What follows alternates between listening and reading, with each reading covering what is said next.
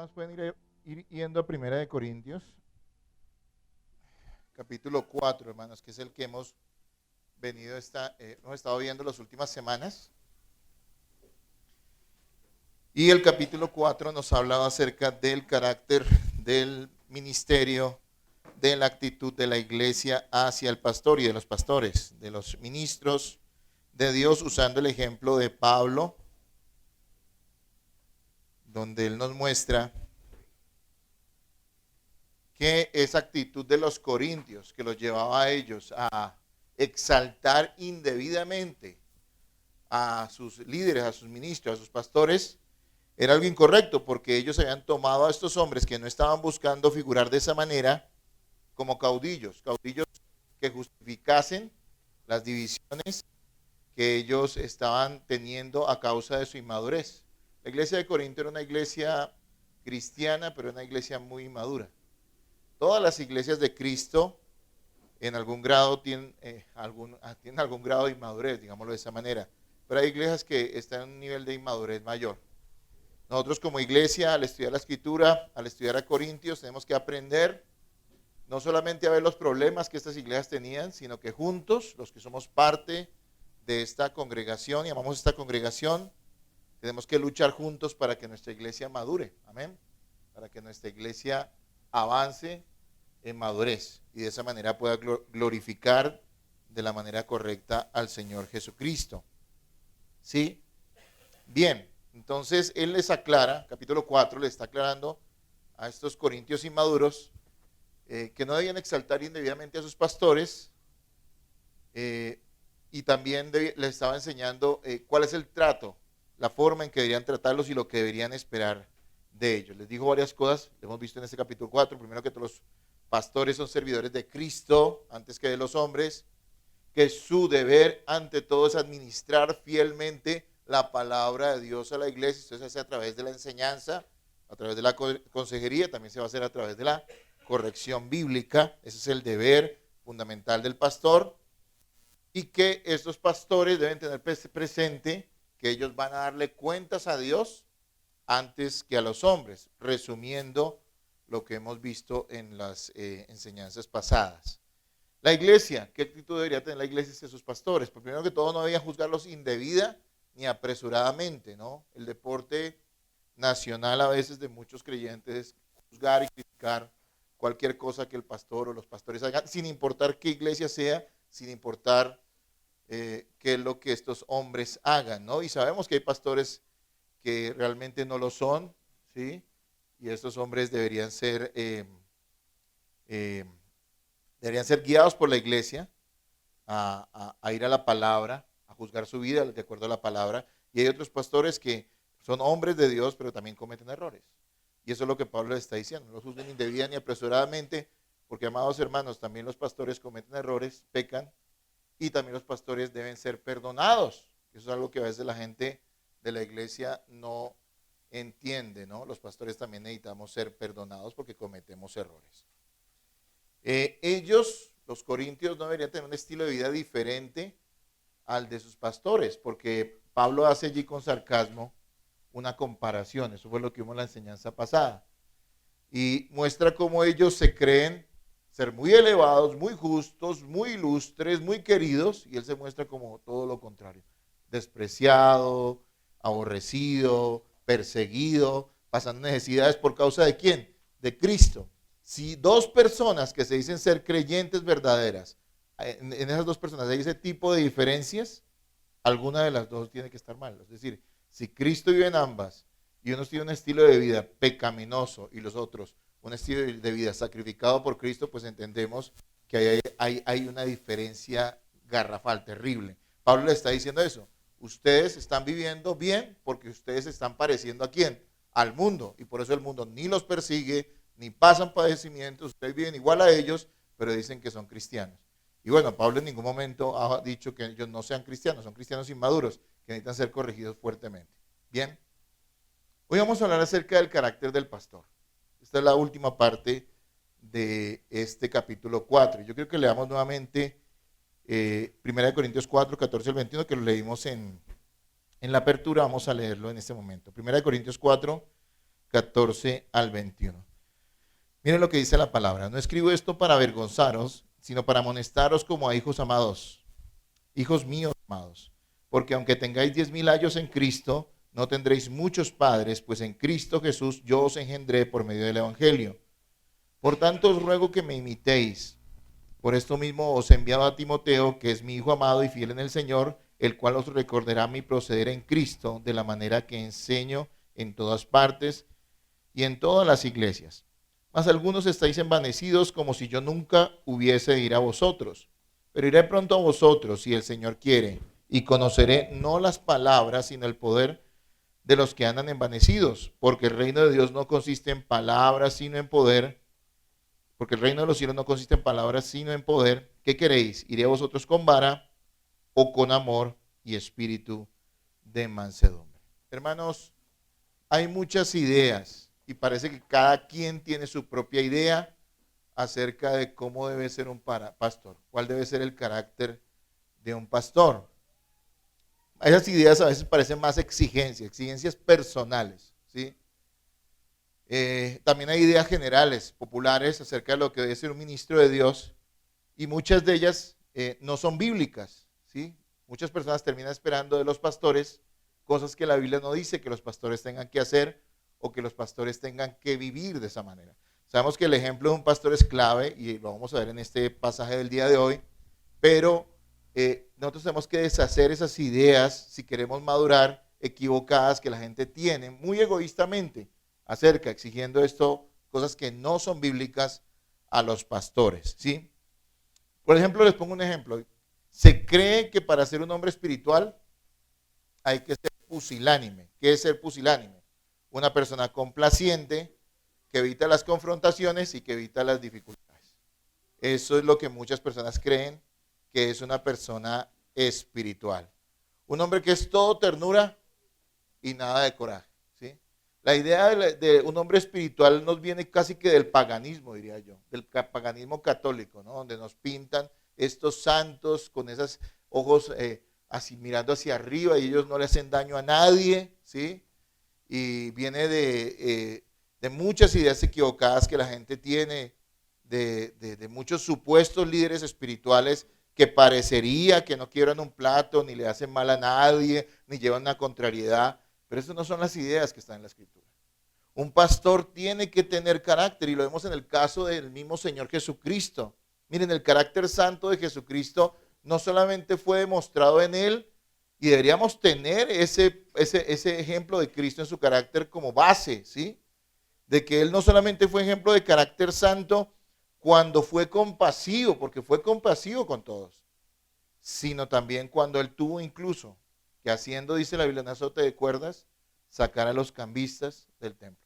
Nosotros escuchamos esa narración, nos parece tan normal, pero imagínense la figura, nuestro Señor, el Señor Jesucristo, Dios hecho hombre, cuando dice hacer un azote de cuerdas, quiere decir que amarró varias cuerdas e hizo un látigo y empezó a sacar a estas personas. ¿Eso se ve espiritual? Piénselo, ¿sí?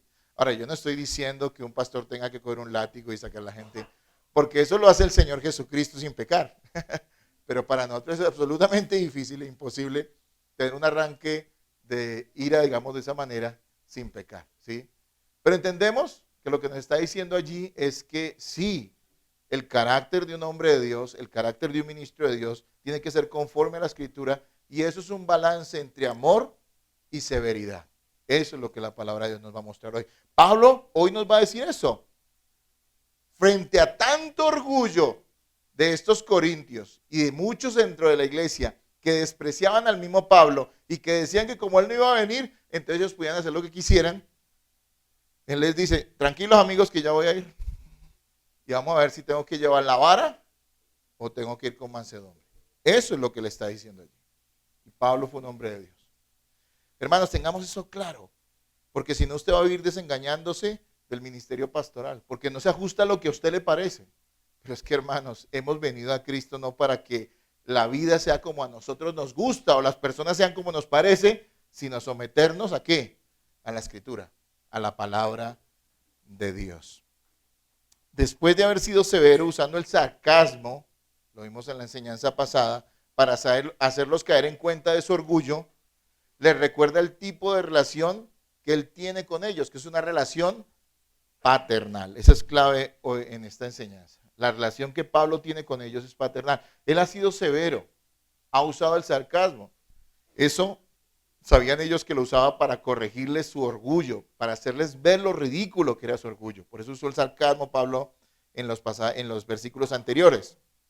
Pero él quiere mostrarles que él no hace eso para destruirlos, sino que lo hace porque él es un padre amoroso. Él como fundador de la iglesia, de esta iglesia de Corintio, quien les predicó y discipuló inicialmente a la mayoría de los que estaban allí, tenía una relación especial con ellos que otros maestros no podían tener. Solo él conocía desde el comienzo la iglesia y sabía cuáles eran sus fortalezas y sus debilidades. Por eso en el capítulo 1 él empieza exaltando, resaltando, más bien no exaltando, resaltando esas cualidades de gracia que cree que Dios les ha concedido a ellos, por los cuales él está seguro de que ellos son cristianos. Uno de ellos es los dones, y él dice que se maravilla, que se alegra por los dones que ellos tienen. Ahora, esa era una fortaleza, digámoslo así, entre comillas, pero eran muchas las debilidades y es lo que Pablo va a hacer a través de toda la epístola. Eso solamente lo podía hacer un padre espiritual, no simplemente un predicador, sino un hombre que los conocía desde el comienzo, un hombre que había pagado el precio de evangelizarlos y de discipularlos inicialmente. Así que el vínculo, ese vínculo que Pablo tenía con ellos era especial. Y él se va a mostrar como un padre. Y entonces veamos al pastor como un padre, ¿sí? Eso es lo que podemos nosotros ver en este pasaje. Lo que Pablo está diciendo, lo que Pablo está manifestando, podemos entender y ver el carácter paternal que él tiene hacia los corintios y que aquellos que somos ministros y serán ministros del Señor debemos tener hacia la iglesia. Pero el carácter paternal hay que entenderlo y vamos a verlo aquí en tres rasgos del carácter del pastor como padre. Primero que todo, un pastor debe ser un padre amoroso. Ese será nuestro primer punto en el día de hoy.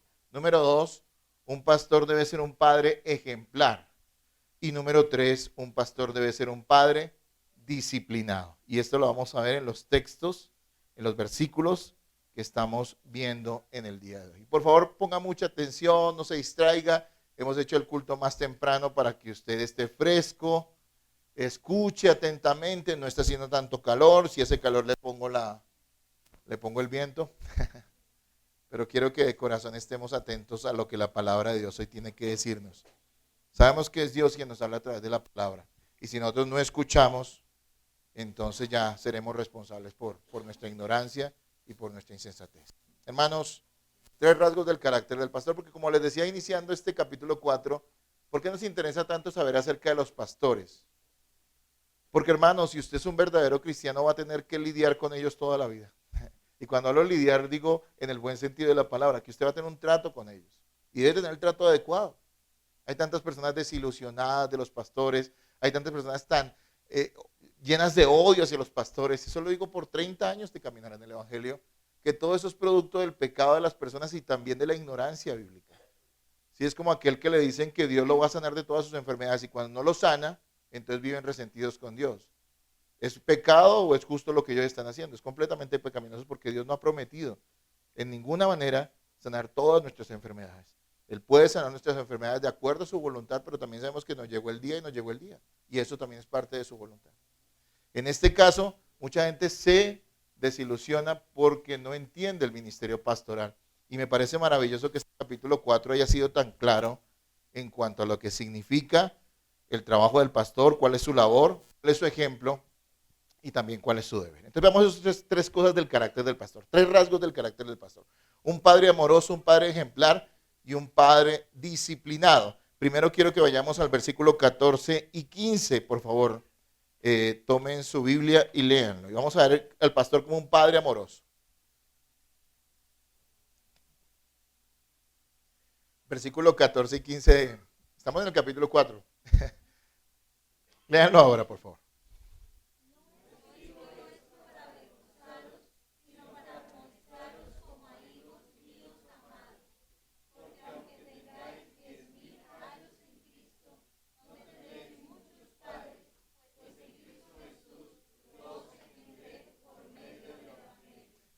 Pablo se presenta como eso, un padre, su padre amoroso.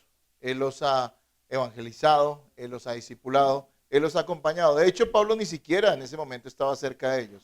Él hizo su labor y salió de la iglesia para ir a otro lugar a predicar el evangelio. Pero todavía ese vínculo permanecía, estaban en su corazón. Ellos le dolían a él, ¿sí? Algo que he entendido es que quien no ame a la iglesia de Cristo no puede ser pastor. Y no solamente amar a una parte de la iglesia de Cristo, sino a toda la iglesia de Cristo, incluso a los hermanos que son difíciles e inmaduros, como Pablo amaba a los corintios, ¿sí? Ahora, lo de amar a la iglesia no es solo un deber de los pastores, eso es un deber de toda congregación. De hecho, es imposible que alguien sea un verdadero creyente si no ama a la iglesia del Señor. Pero entendemos que debe haber un amor especial, un amor sacrificial en aquellos que han sido llamados al ministerio, que quieren servir a Dios, porque servir a Dios equivale a servir a aquellos que Él ha salvado. Y esto requiere mucho amor. Y mire, no solamente lo miro desde el lado de la exigencia, de que el pastor tiene que amar la iglesia, sino también lo veo en la parte práctica, ¿saben? Porque por la propia experiencia que yo he tenido que vivir y ver en muchos pastores, una persona que no tenga un verdadero amor sacrificial por la iglesia no va a durar en el pastorado. Una cosa es lo que la gente se imagina que es ser pastor y ven el hombre detrás del púlpito y supuestamente el glamour que muchas personas pintan el pastorado. Y otra cosa es untarse las manos y estar metido en medio de, con todos sus problemas cada semana, atendiendo casos, orando por ellos, preocupándose cuando uno a veces ni siquiera quisiera preocuparse por las personas, pero eso está en su corazón. Así que una persona que no tenga ese espíritu ni este corazón, pues no va a durar en el pastorado simplemente. Si es un pastorado genuino, si es un pastorado honesto, no va a durar allí. Así que es muy importante que aquel que sirva a la iglesia en el pastorado la ame. Es necesario y además es práctico. Es imposible que lo haga, que haga un buen pastorado si no ama a la iglesia, ¿sí? Yo a veces veo el caso de hombres a lo largo de la historia que se negaron tanto. No solamente hablo de esas figuras históricas que vemos en los libros o escuchamos o que vemos en los videos de internet, sino de tantos hombres a lo largo de la historia, incluso en lugares desconocidos. Y es algo inexplicable, el ver cómo estos hombres que podrían haber hecho algo más fácil con su vida, se dedicaron a la iglesia porque Dios les dio ese amor. Miren, ser pastor no es una carrera, ¿sí? A veces a mí me da risa porque en algunos lugares dicen que si usted va a un seminario teológico y estudia 3 años le dan un título de pastor. Pero eso es imposible porque es que un título de pastor no existe, ¿sí? Esto es un llamado de Dios y es un llamado que surge en medio de la iglesia, no aparte de ella, no en una academia, sino surge en medio de la congregación, en medio de los hermanos. Allí surge ese llamado. Miren, si quieren retrocedamos unos versículos atrás, usted tiene el capítulo 4, y vuelva a leer versículos 11 al 13. Vemos el sacrificio tremendo que Pablo tuvo que soportar por amor a la iglesia de Cristo en su corazón. Léanlo ahora.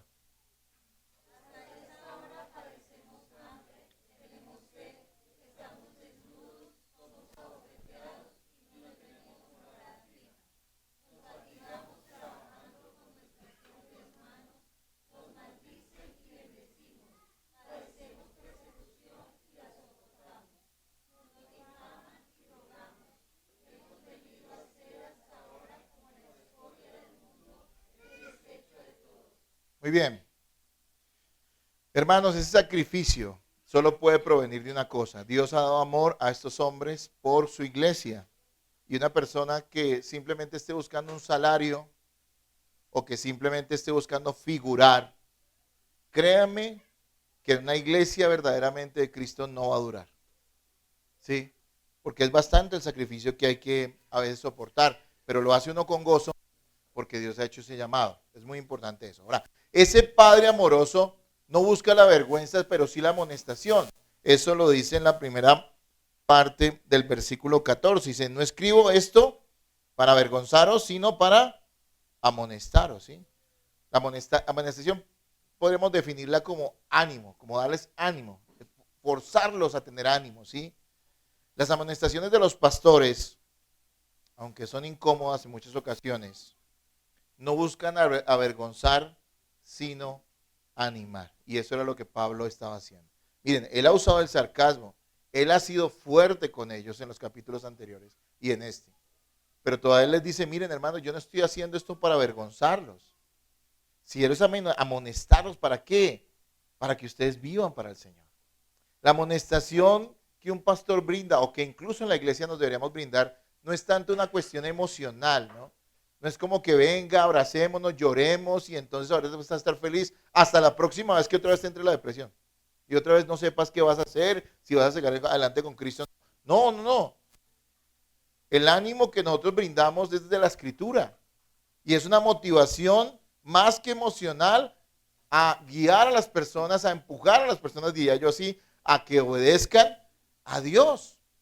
Ese es el ánimo y la motivación y la amonestación que un pastor debe brindar y que una iglesia también debe brindar, ¿no es cierto? Un padre que no amonesta a sus hijos quiere su perdición, pero no su bienestar. Es que de verdad que es triste ver cómo estamos dispuestos a ser pastoreados hasta cuando nosotros nos amonesten o nos disciplinen. A partir de ese momento ya no queremos. Pero un creyente de Cristo, un hombre que camina con Dios, una persona que realmente tiene a Cristo en el corazón, debe entender que aunque sí, carnalmente a nosotros nos molestan a veces las amonestaciones, tendríamos, porque esto es una palabra de ánimo, pero correctiva la amonestación, ¿no? Tendríamos que recibirla como un don, una gracia de Dios para nuestro bienestar y para nuestra bendición. Los pastores brindan un amor paternal, o deberían brindar un amor paternal, que dice la segunda parte segunda parte del versículo 14 y el 15, dice, bueno, leamos todo el 14 y 15, no escribo esto para avergonzaros, sino para ¿qué? Para amonestaros. Y el 15, ¿qué dice, hermanos?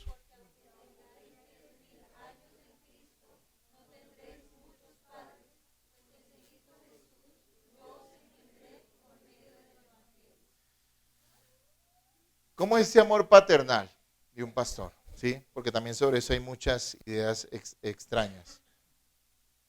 Ser padre espiritual, que lo dice aquí Pablo claramente, no le da a aquel que tiene esta categoría cierta superioridad sobre un creyente. ¿Sí? O sea, ser padre espiritual no equivale a que yo esté por encima de aquel que considero un hijo espiritual. No. Tendríamos que verlo por el otro lado, por el hecho de que el que es padre espiritual asume, porque Dios ha puesto en su camino a esa persona que está guiando a Cristo al Evangelio y que la está discipulando inicialmente, asume una responsabilidad con ese nuevo creyente. ¿Sí? Y lo que Pablo está manifestando allí es que él sabe por ese amor que tiene como pastor de ellos, como el apóstol que les predicó el Evangelio y que los discipuló y que fundó esa congregación, él sabe que él tiene una responsabilidad porque ellos le dolían a él. Tenían un vínculo de corazón. Él tenía un vínculo de corazón con ellos. Se sentía responsable y por eso es que él los corregía duramente para que ellos no se extraviaran. Hermanos, la realidad es esa. Cuando uno no le interesa a una persona, uno no la corrige. ¿Sí? Uno puede estar dispuesto a hacer muchas cosas por alguien que no, frente al cual no tenga mucho interés. Pero solo aquellos que verdaderamente uno tiene amor y está interesado por ellos los corrige. Y esta es la realidad de la iglesia, aunque muchas personas a veces lo resistan. Él habla aquí de unos ayos. ¿Qué es un ayo? ¿Sí? Él habla de que Él es el Padre y dice, aunque ustedes tengan muchos ayos en Cristo, ¿sí? Ellos no los van a amar ni les van a hacer esta corrección como yo las puedo hacer. La palabra ayo viene, pues en el original, es la palabra paidagogo. Yo sé que ya sabe usted qué le suena, ¿no? Paidagogo, ¿no? Esto es un tutor, un instructor de niños, ¿sí? Lo que está diciendo es que aunque ellos tuvieran muchos maestros, muchos tutores, ¿sí? Y esto sigue la idea de la figura que él menciona en el capítulo anterior, en el 3, llamándolos ellos niños en Cristo, inmaduros, ¿sí? Aunque ellos tuvieran muchos maestros, muchos instructores, muchos tutores, es decir, otros líderes que en ese momento tendrían ellos, estas personas no tenían el mismo grado de compromiso que tenía él como pastor como padre espiritual de ellos. Posiblemente porque estos hombres que estaban puestos allí en Corintio como líderes se habían dejado absorber por los problemas de la congregación y no les estaban corrigiendo. Y eso lo vamos a ver en el capítulo 5 que sigue, donde Pablo les va a decir, oiga, allá hay pecado y usted no lo corrigen, ¿qué les está pasando? Y, paradójicamente en toda la epístola de los Corintios, él no habla directamente a los líderes, no se puede identificar allí, pero los hay obviamente, ¿sí? Hay pastores allí, pero él se refiere a toda la congregación, y sin embargo sabemos que son los líderes los encargados de corregir eso inicialmente. Así que estos líderes que estaban allí no estaban haciendo la mejor labor. Por eso les dice, aunque tengan 10,000 años, yo como padre espiritual, les tengo así que hacer esta recomendación. Yo estoy interesado en ustedes. Yo no quiero que se pierdan.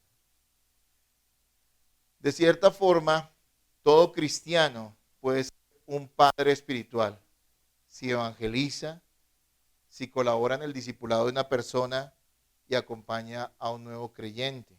Y ahí también deberíamos nosotros pensar si nosotros hemos sido esos padres espirituales para alguna persona o no hemos compartido el evangelio a nadie. Muy interesante que esto pase en nuestras vidas. Entonces vemos que Pablo se presenta como un padre amoroso, él los ama. Él no busca su vergüenza, sino amonestarlos para que se corrijan, porque los ama. Y lo hace duramente porque los ama. Y ese amor paternal de Pablo no lo lleva a creer que él es superior espiritualmente o que ellos le tengan que le deban algo especial a Pablo, ¿sí? Pero sí lo lleva a pensar de que él tiene una responsabilidad sobre el alma de esas personas y por eso los corrige, y los corrige de hecho duramente. Y él les dice, no importa cuánta gente les pueda enseñar, posiblemente muchos de esos que les estaban enseñando estaban desviados porque se habían unido a los grupos, a los bandos de la iglesia que estaban dividiéndola. Dice, no importa que esos hombres estén haciendo eso, porque realmente yo como aquel que les predicó, que les enseñó el evangelio, que pagó el precio de ir allá donde ustedes estaban, de acompañarlos inicialmente, tengo un vínculo de corazón y quiero lo mejor para ustedes. Y entonces, siguiendo en esa idea de que él los ama, también se presenta como un ejemplo. Y vamos a ver el segundo punto de nuestra enseñanza de hoy. También el pastor debe ser un padre ejemplar. Versículos 16 y 17. Por favor, léanlo ustedes.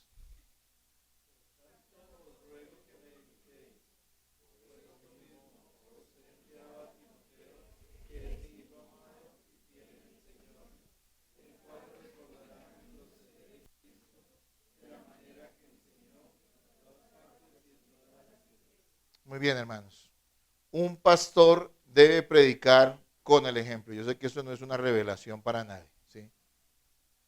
Un pastor debe imitar a Cristo, ¿sí? Su ejemplo no debe ser el que más agrade a veces a la congregación. Imagínense qué tipo de pastores querían los corintios que eran tan inmaduros, tan carnales y tan llenos de rencillas. Ellos no estaban buscando hombres espirituales que imitaran a Cristo, sino que se acoplaran a sus ideas mundanas acerca de la congregación. La idea que ellos tenían de la iglesia, que era una iglesia mundana porque estaba mezclada con filosofías mundanas, con filosofías de su cultura, ¿sí? Claro, un pastor debe predicar con el ejemplo. Un pastor debe ser un imitador de Cristo y todos los creyentes deben ser lo mismo, imitadores de Cristo y deben ser ejemplo a los demás. Un pastor obviamente tiene que llevar la batuta en esto. Aunque, y siempre hay que hacer la claridad, nadie debería esperar perfección de los pastores, ya que ellos también están en un proceso de santificación. ¿Sí? No hay unas personas que tengan una superioridad espiritual y por eso estén en el pastorado. Son hermanos en Cristo, parte de la congregación, miembros, con todas las dificultades que otro miembro pueda tener, con muchas luchas, pero que Dios le ha encomendado esa labor de la enseñanza, del cuidado y de la amonestación a la iglesia. Entonces la iglesia debe esperar de sus pastores que sean ejemplo, por supuesto que sí, pero no deberían esperar perfección de parte de ellos, por lo menos no en esta vida, ¿sí? Hay personas con un orgullo y unas expectativas tan altas del pastorado que nunca podrán ser verdaderamente pastoreadas. mientras usted tenga una idea equivocada acerca de lo que es el pastorado, el ministerio pastoral, usted nunca realmente va a poder ser pastoreado. Porque usted va a esperar ver en un hombre la perfección que solamente vemos en quién, en Cristo. Al fin y al cabo, el pastor está llevando la palabra de quién, de Cristo. Y él mismo tiene que preocuparse por vivirla como usted debe preocuparse por vivirla. Algo interesante es que siendo Pablo un padre ejemplar, él se presenta como alguien a quien se debe imitar. Y claro, los pastores debemos buscar eso. No que la gente nos mire a nosotros como el modelo terminado, pero sí como personas que con honestidad, con virtudes y defectos, estamos tratando de imitar ¿a quién? A Cristo. Eso es lo que la gente debería imitar. Y eso lo vemos en los versículos que hemos visto. 16 nos dice lo siguiente: por tanto, os ruego que me imitéis. Y dice en el 17 la primera parte: por esto mismo os he enviado a Timoteo, que es mi hijo amado y fiel en el Señor, el cual os recordará ¿qué? ¿Qué es lo que le recordará a Timoteo? Primero que todo, su proceder, y después la enseñanza. Pero primero que todo, ¿qué? El proceder de Pablo. Pablo se estaba parando con autoridad. ¿Saben cuál era el asunto en contexto? Que ellos tenían gente que era una calidad para hablar. Eran unos oradores tremendos. Los habían cautivado dentro de la misma iglesia y los habían arrastrado a hacerse a un bando o a otro respecto a filosofías mundanas que habían mezclado con cristianismo. Y estos descarados, que se decían ser líderes dentro de la congregación, aparte de eso querían usar a estos hombres que habían servido a Cristo y que habían realmente predicado el evangelio, porque ya no estaban con ellos, como caudillos, como no, yo sigo a Pablo, y eso lo venimos en esta idea del capítulo 1, no, yo sigo a Apolo, yo a Pedro, ¿no es cierto? Pero simplemente era la excusa para dividirse. Entonces, Pablo les está diciendo, miren la vida de estas personas. Claro, un maestro desviado, una persona orgullosa, que está pretendiendo ser líder dentro de la iglesia del Señor, si no lo está haciendo con el corazón correcto, si lo está haciendo basado en el orgullo, se va a notar en su vida. Y Pablo por eso apela a su ejemplo. Y él les está diciendo, mírenme a mí, imítenme. No van a poder imitar a ellos, pero miren mi ejemplo. Y yo les voy a mandar a Timoteo para que él les recuerde cuál ha sido mi proceder, porque yo estuve 1.5 años con ustedes y vieron mi testimonio. Ahora que he partido, ustedes están tomando malos ejemplos. Y eso es lo que Pablo quiere que ellos tengan en su cabeza. Hay que imitar. Necesitamos modelos. Nuestro gran modelo es Jesucristo, pero tenemos que aceptar que necesitamos también modelos visibles, es decir, palpables. Sí, el modelo de Cristo es nuestro gran modelo. Está en las Escrituras, es nuestro único modelo. Pero es que Cristo ha salvado personas que deben procurar imitarlo a Él y otras personas querrán imitar a estos que imitan a Jesucristo. ¿Sí? Dicen que las personas, especialmente los niños, aprenden por imitación, ¿no es cierto? Ellos copian lo que ven de sus padres. ¿Cuán necesario es que nosotros también como cristianos tengamos buenos modelos? En la iglesia, en general, cualquier congregación, hay muchos malos modelos. Hay personas que se dicen cristianas, realmente no lo son. Hay personas que son cristianas, pero son muy inmaduras. Es una cantidad de locuras que la iglesia no debería que imitarlos. Pero sí deben haber hermanos maduros. Y dentro de ellos deben estar los pastores, a quienes las personas, por lo menos en lo bueno, porque todos tenemos errores, procuren que imitarlos. Los pastores debemos procurar ser ejemplo de conducta y amor cristiano, aunque esto es deber de todo creyente y también incluso de los demás oficiales de la congregación, ¿no? Yo creo que todos debemos buscar ser imitables dentro de la iglesia, pero a veces las personas solamente están viendo al pastor.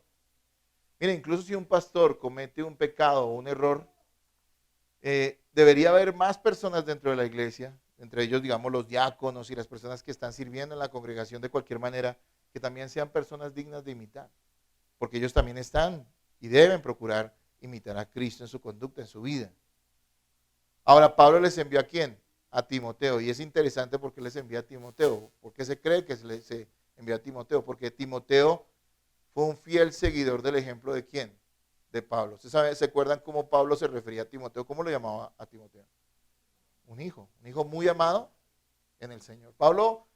Timoteo había sido un buen imitador de Pablo, ¿no es cierto? Y Pablo había sido un excelente imitador, un muy buen imitador de Cristo, ¿sí? Así que él les envía a Timoteo como fiel ejemplo de lo que es una persona que está imitando un buen modelo. Y algo que yo quiero también decirles acá, hermanos, es que nosotros debemos procurar imitar el buen ejemplo de nuestros pastores. Yo anhelo, de verdad, de corazón, que en el futuro nuestra iglesia tenga más pastores. De verdad que es algo por lo cual vamos a trabajar y debemos orar.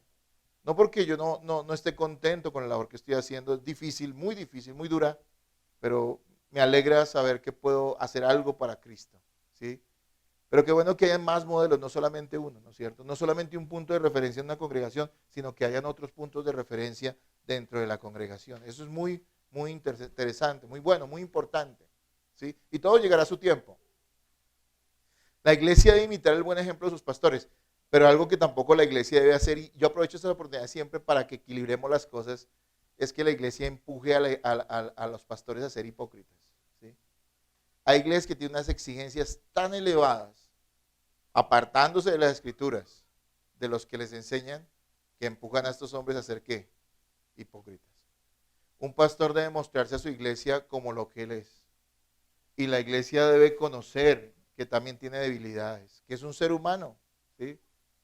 Es que esa deificación, esa idolatría que a veces se tiene por ciertos hombres, créame que no solamente le hace daño a la congregación, sino le hace daño ¿a quién? Al mismo pastor.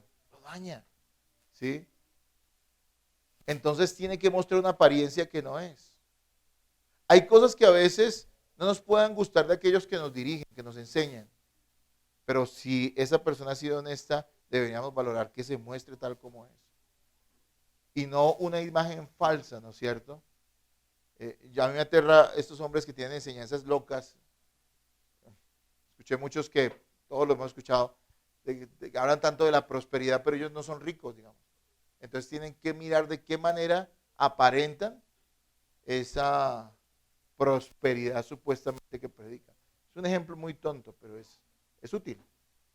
Asimismo, nosotros debemos entender que los pastores deben ser amados por la iglesia debe de seguir sus buenos ejemplos, también la iglesia debe orar por ellos, la iglesia debe corregir a sus pastores de acuerdo a lo que la escritura enseña, no de acuerdo a lo que a la gente le parece, sino de acuerdo a las escrituras y siguiendo el orden bíblico. Y la iglesia también debería comprender en muchas ocasiones las debilidades de sus pastores, porque si no, una iglesia también va a perder estos ministerios que Dios ha dado. Pablo dice que él es alguien a quien deben imitar y debemos orar para que nuestros pastores, hoy estoy yo acá, no sé en el futuro quién pueda estar, sean personas dignas de imitar. Sean personas que Dios con su gracia los revista de santificación, de santidad. Que Dios aparte de ellos las tentaciones tan terribles que a veces vienen a sus vidas. Hermanos, muchas personas critican a los pastores, pero yo me atrevo a decir que muy pocos oran por ellos. Ora por allá cada mes que viene la reunión de oración o cada 2 meses. Pero qué de tener esa carga en nuestro corazón, porque aquellos que nos enseñan y nos están guiando a Cristo, lleven una vida santa, ¿desde qué? Desde un amor compasivo en oración. Eso es muy importante y una iglesia debería tener eso claro. En la segunda parte del versículo 17, Pablo dice lo siguiente: el cual os recordará mi proceder en Cristo de la manera que enseño en todas partes y en todas las iglesias. 2 cosas debía Timoteo recordarles a los corintios. 2 cosas que son modelo a la iglesia y que son parte de ser un padre ejemplar para ellos, ¿sí? Y esas cosas eran el carácter, la conducta de Pablo, pero también era su enseñanza. Y aquí dice algo interesante, la enseñanza de Pablo era igual, era la misma en todo lado. ¿Por qué? Porque él tenía una convicción, porque él vivía lo que predicaba, hermanos. Y eso es muy importante. Ahora bien, note que él está hablando de la paternidad espiritual. Note que él está diciendo que él los conoce. Note que él está diciendo que él está interesado por ellos verdaderamente, incluso por encima de lo que otros maestros podían estar interesados por ellos. Y aquí les dice que deben recordar también su enseñanza. Y algo que yo entiendo, veo allí también, es que la mejor enseñanza que nosotros podemos recibir es de la persona que nos da ejemplo y nos conoce. Y aquí yo hago una diferencia, y esto es muy importante para nuestra congregación y todas las iglesias. Aquí hay una diferencia entre un pastor y un predicador. Los pastores predican, pero no solamente se limitan a predicar. Los predicadores pueden ir de iglesia en iglesia llevando buenos mensajes, pueden llevar buenas enseñanzas, pero ellos no están casados con las congregaciones. Hermanos, estamos en la era del YouTube. Y yo he sido muy edificado a través de muchas enseñanzas de YouTube. Pero yo quiero decirles que también eso se presenta a veces como un peligro para las iglesias. Tanto material que tenemos. Yo vengo de una época donde para uno conseguir una predicación tenía que ir hasta Chapinero, a una librería cristiana, e ir y comprarla. Y las que le ofrecían a uno. ¿Sí? Hoy en día tenemos una sobrecarga de predicaciones, de artículos. Y a mí me alegra cuando los hermanos comparten cosas, pero también me preocupa a veces. Porque nosotros no deberíamos pensar que es lo que el predicador X o Y o la hermanita o el hermanito tal puso en un artículo lo que debe guiar nuestra vida cristiana, sino deberíamos primero dar prioridad, como debe ser, al alimento que nos está dando la persona que Dios ha encomendado para que nos pastoree. Él dice, mire, mucha gente les enseña, pero yo soy su padre espiritual. Yo estoy preocupado por ustedes. Escúchenme, recuerden el ejemplo que les di y recuerden las enseñanzas que les di. No escuchen las enseñanzas de esos hombres que los están llevando ¿a dónde? A la división.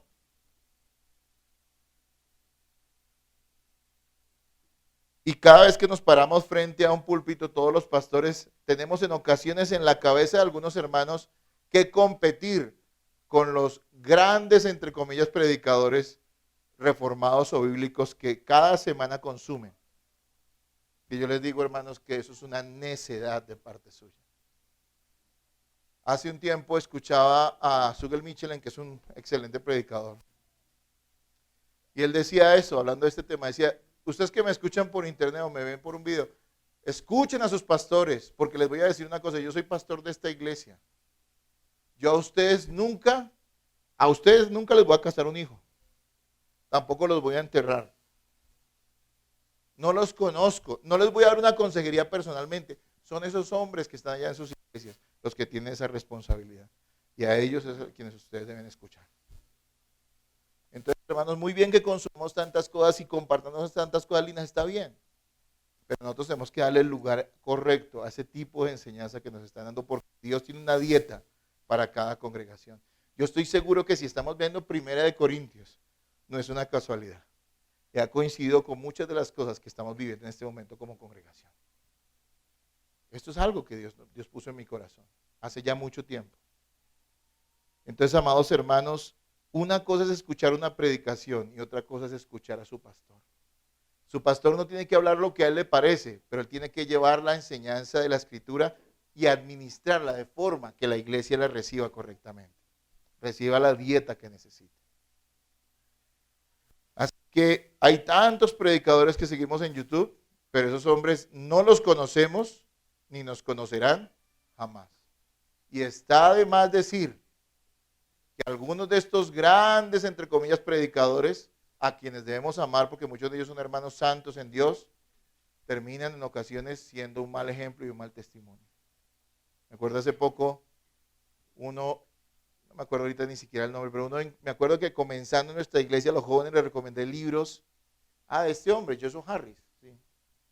Les recomendaba porque él era un reformado y tal, y que hablaba de los jóvenes y las citas de los jóvenes, los noviazgos de los jóvenes, les recomendaba libros de ellos, y hoy en día ese hombre es un apóstata. ¿Quién conoció su caso? Pues su iglesia, pero a veces admiramos tanto, somos como adolescentes, ¿no? Los adolescentes escuchan siempre ¿a quién? A todos menos ¿a quién? A sus padres, ¿no es cierto? Todo lo que digan los demás es bonito, pero la mamá es gorda y fea. Claro que cuando ya uno crece, mi mamá es linda, ¿no es cierto? Pero todo lo que digan los demás es hermoso, pero lo que diga su papá no. Y él es el que está peleando por usted, el que está sustentándolo. En el caso de los padres naturales hablo. Él es el que se quiebra el lomo para traer el plato de comida. Espiritualmente, y ese es un ejemplo que Pablo usa, es un padre. Es una persona que está peleando por ello, está luchando por ello, está velando por su santificación. Y a esa persona deberíamos escuchar. He escuchado hombres, incluso aquí en Bogotá, que fueron hombres reconocidos dentro de la Reforma, pero pecaron. E incluso ya no están en el pastorado por problemas morales. Y la gente a veces, los exaltaba. ¿Y saben qué? Bien por ellos y oremos por esas personas, pero uno debe estar y escuchar a la persona que Dios ha colocado allí a pastorear. Amén. Y es que yo les voy a decir algo, todos los que estamos acá, sea miembro o no, usted escogió estar acá. Los que han venido les he dicho, vengan por lo menos un añito y escuchen. Vean la iglesia antes de comprometerse en la membresía. ¿Para qué? Para que el día que se hagan miembro digan, no, es que yo llegué y no sabía. No, tienen que saber y conocer. Y a los que ya son miembros, no se les metió en la membresía porque, hágale porque le conviene, sino se les dijo básicamente, mire, ¿usted acepta el pastorado de este hombre, de esta persona? Y los que son miembros dijeron que sí. Así que, hermanos amados, esto es muy importante. Ahora bien, sigamos adelante. Recuerden esto que les acabo de decir hoy. Muchos buenos predicadores hay, pero uno solamente tiene 1, 2 o 3 pastores, los que Dios le puso en su congregación. A ellos debe ¿qué? Sujetarse. Aquí no cabe la era de la internet. Hoy usted recibe estudios universitarios desde su casa, ¿por qué? Por internet, ya no tiene que coger el bus y llegar allá a la nocturna, ¿no es cierto? Pero así no es con la iglesia. En la iglesia usted tiene que estar en la comunidad. De hecho, usted nunca es pastoreado si no se involucra con la comunidad. Y está bajo la cobertura y la enseñanza de unos pastores. Amén. Bien, hermanos, sigamos adelante. Ahora, un pastor debe ser un padre amoroso, un padre ejemplar, sin ser perfecto, pero también debe ser un padre disciplinado. Versículos 18 al 21, léanlo ustedes, por favor.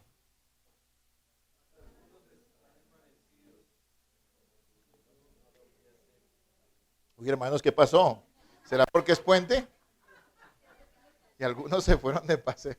No, el coro tiene que sonar bien, hermano. ¿Listo? Versículo 18 al 19. A ver, léanlo ahora. Perdón, discúlpenme. Del 18 al 21. Léanlo ahora.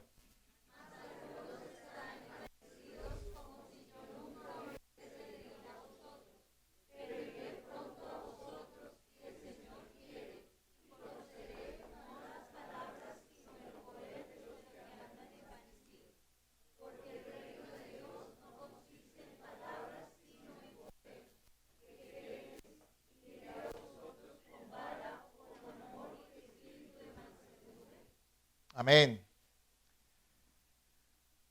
Los hombres de Dios deben ser, los ministros de Dios deben ser amorosos, ejemplares y deben ser disciplinados.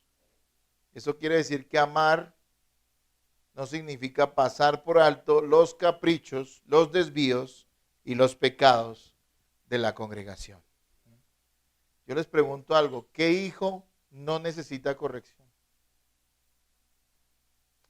¿Ha nacido algún ser humano, aparte del Señor Jesucristo, que yo me imagino que el Señor Jesucristo, lo sé, nunca tuvieron que corregirlo para nada porque él fue ¿qué? Santo y obediente a sus padres ¿desde dónde?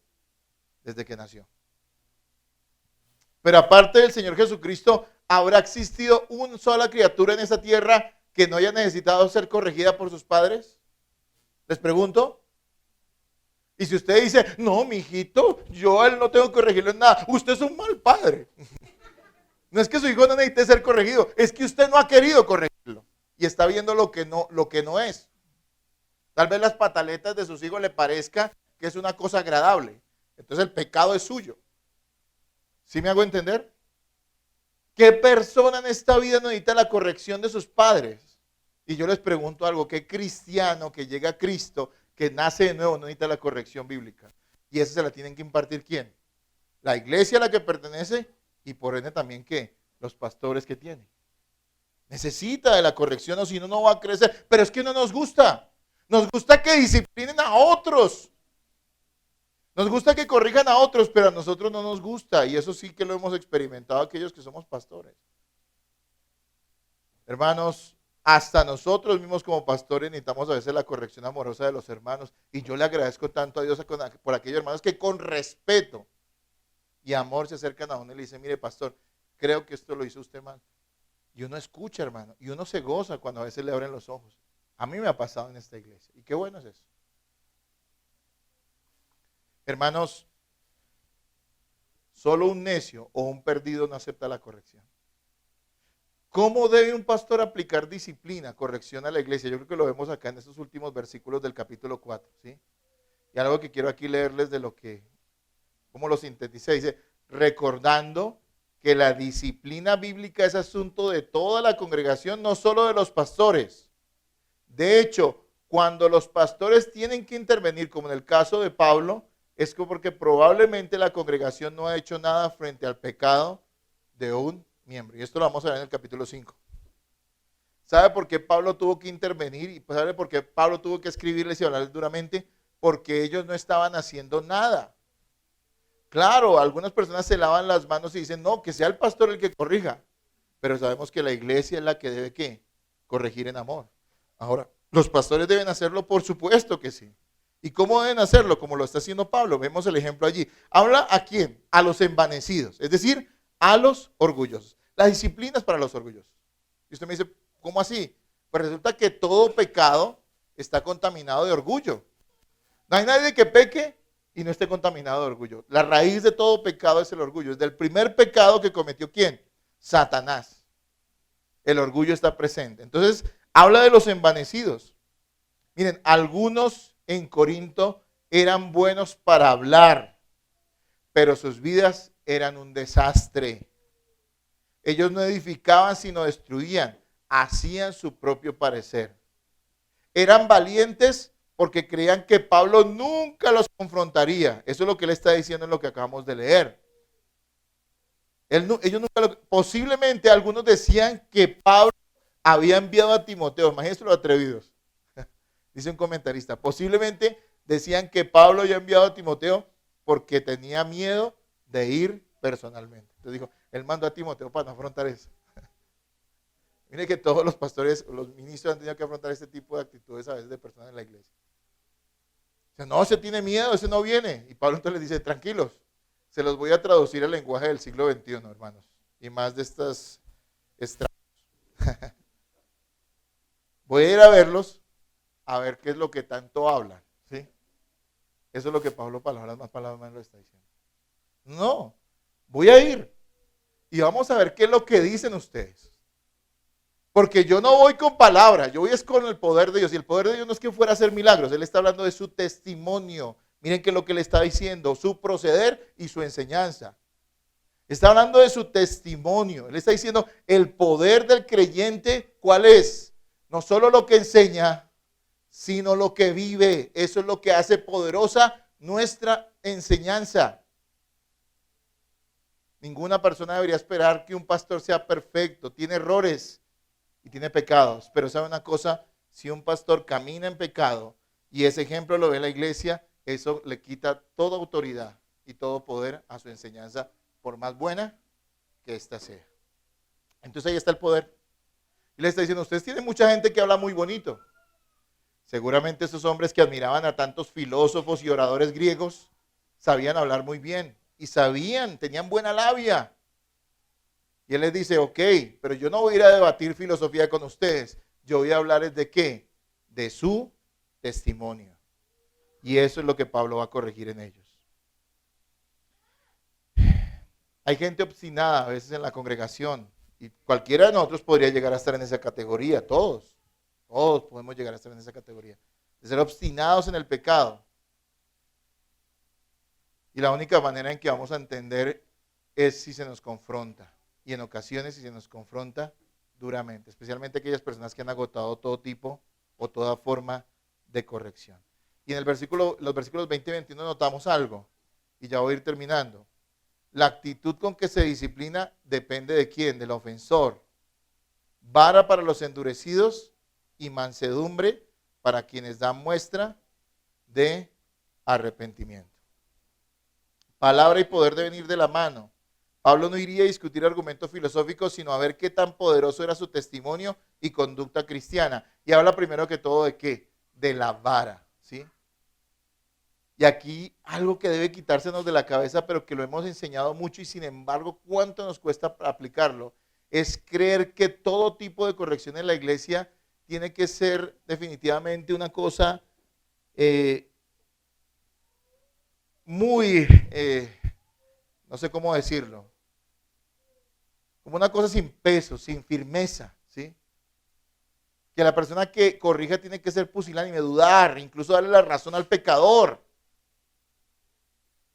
Pero eso no es lo que nos vemos en la escritura. Él habla de la vara. Y aquí no está hablando de la vara de la palabra, sino está hablando de la vara de la corrección. La corrección requiere firmeza y seriedad, lo cual no significa que no haya amor. Pretende llevar al arrepentimiento, pero puede ser en ocasiones ofensiva. Depende de quién reciba la corrección. Si esa persona se arrepiente, es una bendición, aunque la corrección haya sido firme. Y también puede ser ofensiva si esta persona se mete en su orgullo, en su propio corazón. John MacArthur dice lo siguiente: no se estaba refiriendo a una vara literal, es decir, un palo, sino una actitud y espíritu de disciplina fuerte y dolorosa. Actuaría enérgicamente contra su orgullo. A veces nos aterra eso, cuando en ocasiones en la iglesia tengamos o tenemos que ser fuertes y entendamos que no estamos hablando ni de abuso ni de maltrato, pero estamos hablando de una corrección fuerte y enérgica con algún hermano. Algunas personas no relacionan eso con el cristianismo, pero es lo que vemos que Jesús hizo en ocasiones, que Pablo hizo y que está enseñado en las Escrituras. Incluso al punto de llegar a avergonzar a algunos que persisten en el pecado, ¿sí? Que es algo que la gente no contemplaría. Pero es que si la iglesia está buscando la santificación, debe entender que debe guiar a sus hermanos que son necios y procuran seguir en sus pecados a entender. Y en ocasiones hay que usar ¿qué? La vara, la firmeza en la corrección. Y eso también es parte del carácter de un pastor. Pero también habla de la mansedumbre. ¿Qué traduce mansedumbre? Amabilidad. Es decir, un trato más suave, moderado y paciente, apropiado para corazones arrepentidos y quebrantados por el pecado. Dependiendo de la actitud de la persona a la que se corrige, recibirá vara o recibirá mansedumbre. ¿Sí?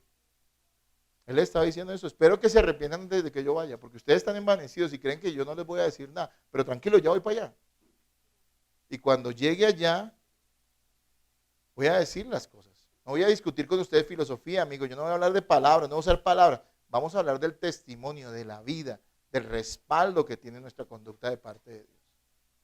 Espero que se corrijan antes de que yo vaya. ¿Para qué? Para que no tenga que ir con la vara, con la firmeza, con esa reprensión enérgica y fuerte, sino que tenga que ir con mansedumbre, amabilidad y pueda con paciencia corregir a ustedes si es que su corazón ya está quebrantado y arrepentido por el pecado que han cometido.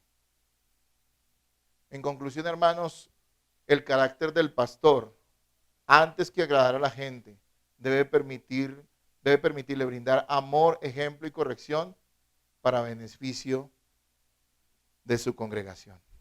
Hermanos, no tengamos falsas expectativas acerca del pastorado. No las tengamos. Tengamos la concepción correcta acerca de la labor de un ministro y del carácter que él debe tener. Un ministro debe ser un hombre amoroso, pero no en los términos que el mundo habla de amor, sino que ese amor lo lleve a ¿qué? A ser ejemplar, pero también a ser una persona disciplinada y que tenga que corregir en muchas ocasiones o en ocasiones a la iglesia. Recordemos que Cristo pastorea a su iglesia a través de los pastores que él ha designado. ¿Por qué? Porque ellos se representan a Cristo al enseñar su palabra y al administrar a la congregación. Es Cristo el buen pastor, pero dice Efesios capítulo 4 que él mismo ha constituido, entre otros ministerios, a los pastores y maestros. ¿Para qué? Para que perfeccionen a los santos para la obra del ministerio, es decir, a ustedes que son creyentes. Hermanos, podemos facilitar la labor del pastor o podemos ser un estorbo en la labor del pastor. Creo que Dios desea que como iglesia seamos personas que podamos bendecir a las personas que estén trabajando en el liderazgo, en la enseñanza en la iglesia, y de esa manera todos podamos ser bendecidos. No como estorbos, hermanos, sino como personas que estamos bendiciendo a aquellos que Dios nos ha puesto para nuestra bendición. Hebreos 13:17, con esto termino, dice: obedeced a vuestros pastores y sujetaos a ellos, porque ellos velan ¿por qué? Por vuestras almas. ¿Cómo vela un pastor por el alma de una persona? Con enseñanza, con ejemplo y ¿con qué? Con corrección. No busque otra cosa. Hay personas que quieren que los pastores las consientan y no sé qué hagan. Hermanos, amamos a las personas, pero esa no es nuestra labor principal. Y no lo vas a encontrar. Es imposible que un pastor que tenga 100 personas en su congregación tenga el mismo trato, o sea, el mismo nivel, la misma intensidad con todos. A todos los debe amar. Pero no puede compartir todo momento con todos. Alguna vez escuché a un pastor que dijo, y ya su iglesia había crecido bastante, decía: yo tuve un día que decirle a los hermanos, no acepto una sola invitación más a almorzar. Yo no diría eso, ¿no? Pero yo les digo algo. ¿Saben por qué lo decía? Porque llegó un punto donde sí él quería estar con todos, pero si lo invitaban a un lugar, no podía ir a otros dos a donde lo invitaban. Y entonces los hermanos ¿qué? Se ofendían. Y decía, está prefiriendo a este otro. Y no, él decía, es que es imposible, no puedo, no tengo 6 estómagos para ir a comer así en lugar diferente, tampoco me da el tiempo. Hermanos, no esperemos eso, esperemos que nuestros pastores nos amen, nos corrijan. Y también, hermanos, saben que oremos por ellos, bendigámoslos. No seamos un estorbo para la labor. Miren lo que dice acá. Para que lo hagan ¿con qué? Con alegría, no quejándose. ¿Quiénes son los que deben hacer ese trabajo con alegría y no quejándose? Los pastores, de ellos está hablando. O sea que ya está diciendo Pedro también, perdón, discúlpeme, el autor de Hebreos está diciendo, sí, a veces su actitud hace que los pastores ya no sirvan con alegría, sino ¿con qué? Con queja, con dolor. Hermanos, que usted sea motivo de alegría para Cristo.